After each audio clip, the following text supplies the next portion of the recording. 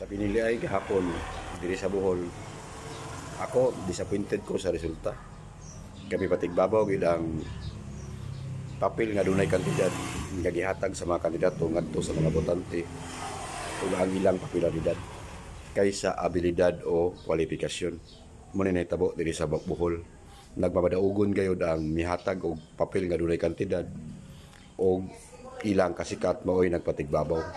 Dili bagid kaayo politically matured ang mga tao diri sa Bohol kay may nahitabo ang mihatag man og papel nga dunay kantidad o popular o sikat man ang nagmadaogon sa pinili ay dire.